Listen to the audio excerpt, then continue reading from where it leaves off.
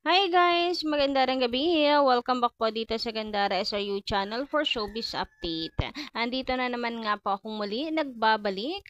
Ang nagmamaganda ninyo kachismosang Kim Pao, wala na pong iba si Gandara upang maghatid sa inyo ng latest update and fresh happenings patungkol kina Kim Chiu and Paolo Avellino. And para nga po sa gabing ito, ang tatalakayin natin pag-uusapan ay may kinalaman po dito.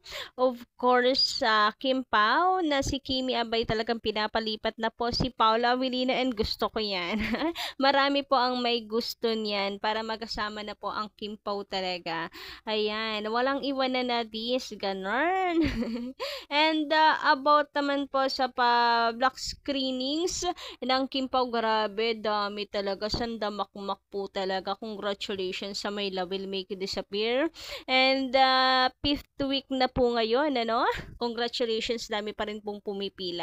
Anyway, bago tayo mag-start sa atin pong topic para sa gabing ito, sa mga hindi pa nakaka-subscribe sa aking channel, paki-click lang po guys na aking subscribe button at notification bell na nandiyan sa baba. Libre lang po yan, wala po yung bayad ha. Kung gusto niyo po maging updated at makasubaybay sa mga ganaps ng Kim Pao.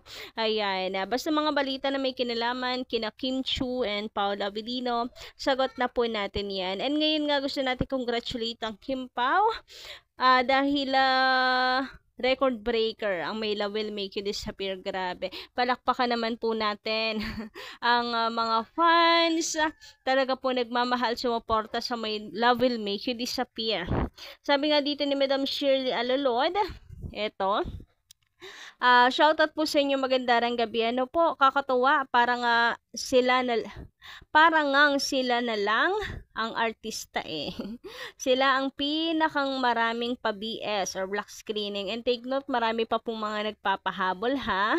Kagaya ng Bex Batalyon, nagpahabol po sila, nagpa-black screening din po sila. Grabe talaga ang suporta. Hindi lang mga fans, kapamilya, kaibigan, grabe gano'n nila kamahal ang Kim Pao. Grabe yung support na natanggap talaga nila. Kaya proud ako na isa ako dyan sa solid fan ni Kimi since PBB and now fan of Kim Pao. Yes, kasi record breaker talaga sa dami pong pa-block screenings ng My Love Will Make You Disappear. So hindi pa naman po showing, ay nasabi na naman ni Kim Chiu yan na grabe, this is first time. Sobrang dami pong block screenings, nakakataba ng puso, kaya sigurado po ang kinita ng My Love Will Make You Disappear kahit nasa Petsa de Peligro yung showing nito. And ngayong April, kakatapos lang ng holiday season, butas talaga ang bulsa ng mga tao. Pero in fairness, guys, kung kayo'y updated sa social medias, punuan pa rin po ang mga sinihan. May pa-block screenings pa din. Wow, thank you so much sa walang sawa na nagmamahal at nakasuporta sa Kim Pao. Lalong bilib ako doon sa mga taong paulit-ulit pong pinapanood yung pelikula para suportahan ang Kim Pao. Grabe, ang tagal na, nasa fifth week na po tayo. And sabi nga ni Chinita, nasa Taiwan na ngayon ang My Love Will Make You Disappear. And let's go guys, Team Taiwan, i-sold out natin ang mga tickets araw-araw habang showing ang My Love Will Make You Disappear.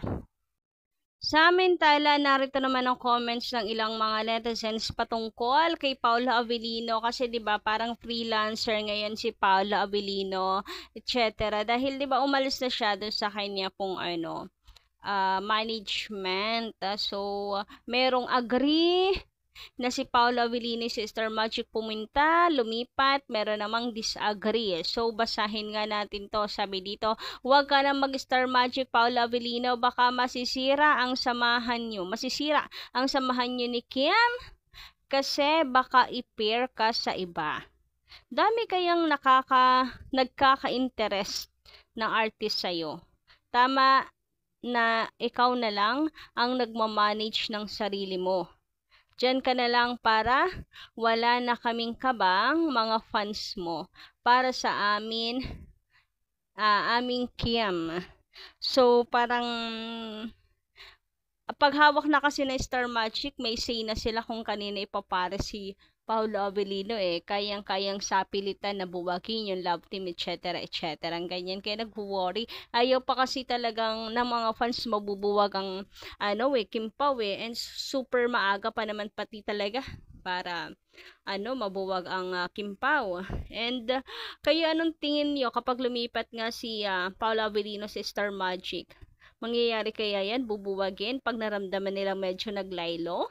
So, parang required tayo na hindi pwede maglaylo kasi anytime pwedeng pwedeng i-partner na sa iba, makapag-explore, etc. etc. So, nasa kanila naman siguro yun, lalo na si Pao, kung papayag siya or magsisettle down na lang kung ganun lang din yung mangyayari. Anyway, nasa kanila pa rin naman po ang decision niyan. Pero masaya sana kung parehas na silang nasa Star Magic. Kaya ba, anong inyong say about this? Anyway, sabi naman dito ng isa pang commenter, okay lang na freelancer siya. Kasi pag sinabi niya na magpapakasal na siya sa April 19, edi go na agad. Hoy, grabe, lagpas na po April 19. Daming kuskus balungos. Ha ha ha ha. #dilulo. At your own risk pala. #dilulo at your own risk. Ayan, kapag ka freelancer, hawak mo rin talaga decision mo. Kung walang contract na kailangang pag-isipan or intindihin para makagawa ng decision sa buhay. Ayan. So, may point naman. Pero, kung kasi paano ba to?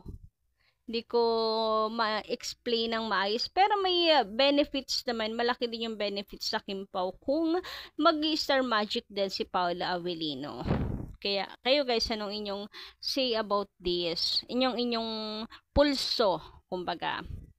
Anyway, eto yung video naman ni Kimi, guys. Maraming salamat, of course, sa aking Star Magic family through the years and everything. First time na mag-block screening for me. And I think this is because of you. Welcome to Star Magic. Ayan, bisa sinabi ni Kim, parang gusto na rin niyang palipatin si Paolo Avellino ng Star Magic. Ayan, parang gusto ni Kim na lumipat si Pao sa kanilang tahanan, 'di ba? Star Magic, tahanan ni Kim Chiu, second home na yan ni Kimi.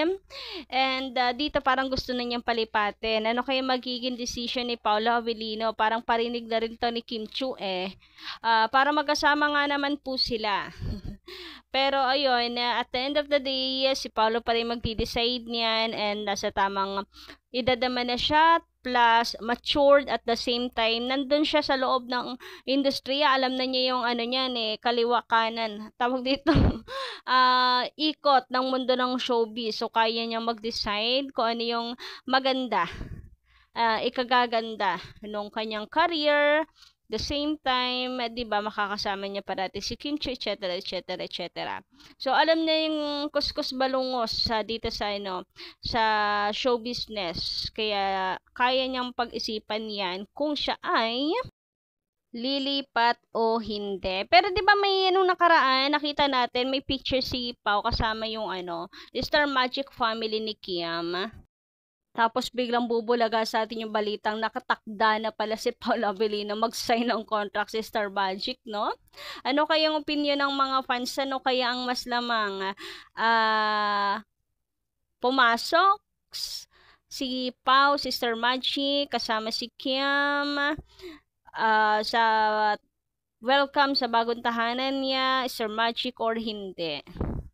Abangan na lang po natin. Pagdating naman kay Kim, parang he can't say no no? Ganyan niya kamahal yan, si Kim Chiu. Pero palagay niya guys, ganun nga ba talaga? Si Kim gusto rin na palipatin na si Paolo sa Star Magic? Ano ba mga benefits, magiging benefits kung lilipat siya sa Star Magic? Ano yung mas matimbang sa inyo, lumipat or hindi. Ako kasi parang gusto ko na lumipat si Paolo Avellino. Parang wala lang, parang mas nakikita ko na mas marami tayong ayudas, mas matatagal pa ang love team, ganon. Pero may point naman yung sinasabi ng iba.